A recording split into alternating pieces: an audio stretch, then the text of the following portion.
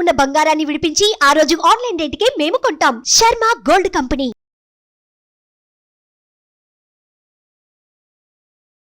Hi hello welcome to our channel. ఈరోజు మనతో పాటు ఉన్నారు జ్యోతిష్య వాస్తు పండితులు, జ్యోతిష్య వాస్తు శిక్షణ నిపుణులు, అదేవిధంగా మహాగౌరి ఉపాసకులు శ్రీ దింటకుర్తి మురళీకృష్ణ గారు. నమస్కారం గురువు గారు. నమస్తే అన్న. హరి ఓం శివం. సో ప్రతి నెలలో సంకటహార చతుర్థులు వస్తూ ఉంటాయి. ఇది కొత్త సంవత్సరం, ఇప్పుడు వచ్చే మొదటి సంకటహార చతుర్థి.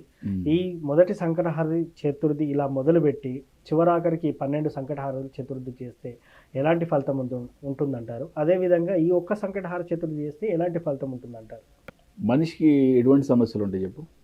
ఏముంది సార్, ఆర్థిక సమస్యలు, మానసిక సమస్యలు, కుటుంబ గొడవలు, అనారోగ్యాలు, అంతే. ఓకే. మెయిన్ ఇంపార్టెంట్గా ఈ 4 కేటగిరీలు అనుకున్నాం. ఎస్. ఈ 4 కేటగిరీల్లో ఎంత సమస్య అయినా తీసుకో, ఎంత పెద్ద సమస్య అయినా, మనకి శాస్త్రం చెప్పే ఒక అద్భుతమైన పరిహారాల్లో ఇది ఒకటి. ఓకే. ఒక సంవత్సరం పాటు అంటే 12 నెలల పాటు పౌర్ణమి తర్వాత వచ్చే చవితి సంకటహార చతుర్థి అంటారు. ఈరోజు సంకటహార చతుర్థి వ్రతం చేయడం ద్వారా ఒక సంవత్సరం పాటు అంటే 12 నెలల పాటు చేయడం ద్వారా ఎటువంటి సమస్యకైనా పరిష్కారం దొరుకుతుందని శాస్త్రం ఘోషిస్తుంది. ఎటువంటి సమస్య అంటే శాస్త్రంలో ఏమి లిఖించబడిందంటే కాలసర్ప దోషం ఉంది కదా, అటువంటి మహాదోషాలను కూడా ఇది హరింపజేసే శక్తి ఉందని చెప్పింది అనమాట. అంటే మరి ఇవి ఎందుకు వెలుగులోకి రాలేదో నాకైతే తెలీదు. చాలా పెద్ద పెద్ద సమస్యలకి పెద్ద పెద్ద పరిహారాలు కూడా ఉన్నాయి శాస్త్రంలో లిఖించినవి, బట్ చిన్న చిన్న పరిహారాలు కూడా ఉన్నాయి. అంటే అవి చేయలేని వాళ్ళు ఇవి కన్నా చేయండి అని. ఓకే. ఇక్కడ ఒకటి మాత్రం నేను చెప్పగలను. మనకి కృతయుగంలో భగవంతుడు మనకి ఏదన్నా ఒక వరం ఇవ్వాలంటే మనం కొన్ని వందల వేల సంవత్సరాలు తపస్సు చేస్తే భగవంతుని యొక్క సాక్షాత్కారం కలిగేది. మరి త్రేతాయుగంలో యజ్ఞ యాగాదులు చేస్తే భగవంతుని యొక్క సాక్షాత్కారం కలిగేది. ద్వాపర యుగంలోకి వచ్చేప్పటికీ పూజలు వ్రతాలు చేస్తేనే మరి భగవంతుని యొక్క అనుగ్రహం అంటే ఆయన యొక్క ఆశీర్వాదం దొరికేది. మరి కలియుగంలో కలవు స్మరణాన్ముక్తి, కలియుగంలో స్మరిస్తేనే ముక్తినిస్తానని భగవంతుడు చెప్పాడు యుగధర్మం ప్రకారం. అంటే ఎంత ఈజీ చేశాడు. బట్ ఇక్కడ మనకి ద్వాపర యుగంలో చెప్పిన విధంగా పూజలు వ్రతాలు చేస్తే మనకి ఇంకా అద్భుతమైన ఫలితాలు వస్తాయి కదా. కాబట్టి ఏంటంటే శాస్త్రంలో ఎన్నో మహాదోషాలకి, నాగదోషాలు, ఓకే, శని దోషాలు, కాలసర్పయోగాలు, ఇటువంటి భయంకరమైన దోషాలకు కూడా మనం కొన్ని వ్రతాలు చేయడం ద్వారా వాటిని నియమ నిష్టలతో, భక్తి శ్రద్ధలతో, నియమము నిష్ట సెకండరీ, ఓకే, భక్తి శ్రద్ధ ఫస్ట్, అది మాత్రం గుర్తుపెట్టుకోండి. 1కి 10 సార్లు మరీ చెప్తున్నాను.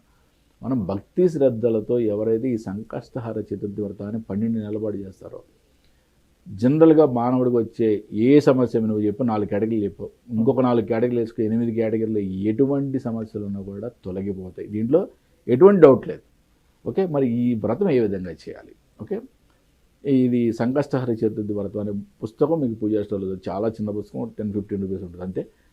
చక్కగా బుక్ తెచ్చుకోండి, దాని ప్రకారం మీరు వ్రతాన్ని ఆచరించండి. ఓకే. ఇదంతా కూడా ఎక్కువగా దగ్గరలో ఉన్న దేవాలయాల్లో మనకి చేస్తారు సామూహికంగా.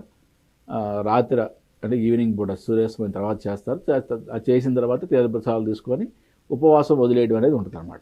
బట్ నేను మీకు ఒక యాడెడ్గా ఒక మెయిన్ నియమం చెప్తున్నా.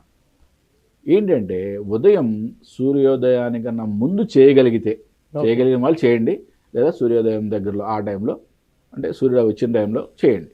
మరీ ఎప్పుడో 9 గంటల 10 గంటలు కాకుండా సూర్యోదయానికి ముందు చేయగలిగితే కనుక, సూర్యోదయానికి అరగంట ముందు, సూర్యోదయం అరగంట తర్వాత, ఎగ్జాక్ట్లీ అనుకో, సూపర్. అంతే కదా. ఒక గడి అటు, ఒక గడి ఇటు, 48 నిమిషాలు, 24 నిమిషాలు అటు, 24 నిమిషాలు ఇటు, ఎగ్జాక్ట్లీ. నీకు 48 మినిట్స్ నుంచి బిఫోర్ పట్టదు, ఇంకా అంతకు మించి పూజ పట్టదు. చక్కగా ఈ వ్రతాన్ని ఆచరించి ఇంట్లోనే చక్కగా స్వామివారికి కావాల్సిన మెయిన్ ఇంపార్టెంట్ గరిక నివేదన చేయడం, స్వామివారికి కుడుములు కానీ ఉండ్రాలు కానీ ఇట్లాంటి నైవేద్యం పెట్టడం, లడ్డు ఇట్లాంటి ఏదో ఒకటి నైవేద్యం ఆయనకి ఇష్టమైన. అంటే ఎట్లా అంటే మనం ఒక అప్లికేషన్ తీసుకొని ఒక మినిస్టర్ దగ్గరికి వెళ్తున్నాం అన్న, వెళ్ళినప్పుడు ఏం తీసుకెళ్తాం? ఒక స్వీట్ ప్యాకెట్, పెద్ద బొకేనో తీసుకెళ్తాం కదా. వాళ్ళకి ఇష్టమైన ఏంటో కనుక్కొని కూడా తీసుకెళ్తాం అవసరం అయితే ఒక్కొక్కసారి. మరి అదే కదా ఇక్కడ చేయాల్సింది. స్వామివారికి ఏది ఇష్టం నువ్వు తపన పడు నిజంగా. అరే ఇప్పుడు ఎక్కడ దొరుకుద్ది అంటే నో వే. అసలు నువ్వు తపన పడి ఎంత తపన పడి చేస్తే నీకు రిజల్ట్ అంత అద్భుతంగా వస్తుంది. ఇది రియల్. నేను ఇప్పుడు నేను చెప్పే వ్రతాలు ఏవి నేను చేయకుండా ఏది చెప్పట్లా. ప్రతి వ్రతము నేను చేసినవే, ఆచరించినవే, దాని నుంచి అద్భుతమైన ఫలితాలు పొందినవే. ఇంట్లో చక్కగా ఈ వ్రతాన్ని ఆచరించండి. ఇక్కడ మెయిన్గా ఇంపార్టెంట్గా ఏంటంటే మన యొక్క బాధల్ని మనం భగవంతుడికి నివేదించుకోవాలి మనం చేసే పొద్దున పూట వ్రతంలో. ఎందుకంటే సాయంత్రం పూట సామూహికంగా ఉన్నప్పుడు మనం అక్కడ మన బాధలను వ్యక్తపరచలేకపోవచ్చు.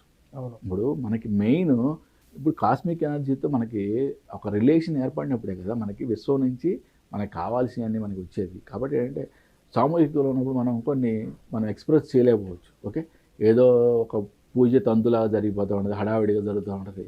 మనం మనసు విప్పి స్వామివారితో మాట్లాడలేకపోవచ్చు. కాబట్టి మరీ నేను చెప్పేది ఏంటంటే ఉదయం మనం వ్రతాన్ని ఇంట్లో ఆచరించండి, మళ్ళీ సాయంత్రం సామూహికంగా ఆచరించిన తర్వాత సాయంత్రం ఉపవాసాన్ని వదిలిపెట్టడం అనేది చేయండి. ఈ విధంగా 12 నెలల పాటు ఎవరైతే 12 సార్లు చేస్తారో అద్భుతమైన ఫలితం వస్తుంది. దీంట్లో ఎటువంటి డౌట్ పెట్టుకోవద్దు, రాసి పెట్టుకోండి.